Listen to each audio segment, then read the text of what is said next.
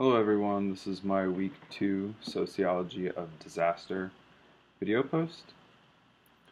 The most important concepts and terms we learned this week. We learned the increasing vulnerability of the United States due to social forces such as lacking the appropriate disaster preparations for a growing population. This creates the potential for not only hard times economically, but potential danger to a growing population. We learned about the quantitative definition of disaster: at least 100 human deaths, 100 human injuries, or at least $1 million in damages. But there are many different qualitative definitions of a disaster. We learned that overall people do more damage with human nature than the environment does with natural forces, and the impact also matters, meaning the level of overall damage can deem something a disaster.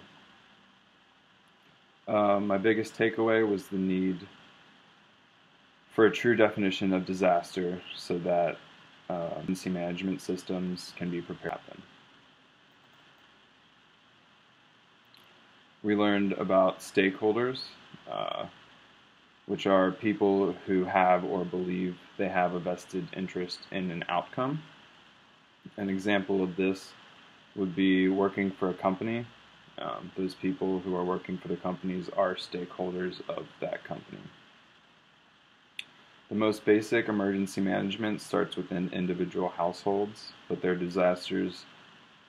ability to deal with disasters are dependent on many social factors, such as knowledge and finances.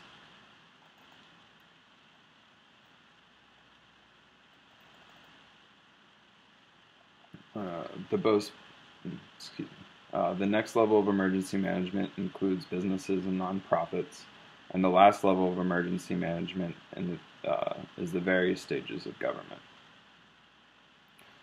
We learned about consensus type crisis, which are disasters that happen suddenly and can be traced to a definite location or certain problem.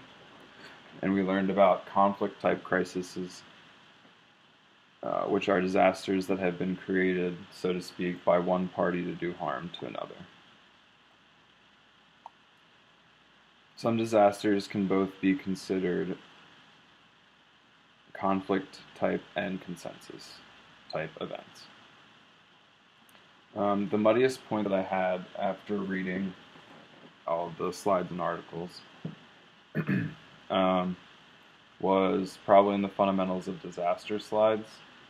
And I wrote, after reading all the information on prevention of disasters, I can't really comprehend why the United States doesn't allocate more money to disaster prevention.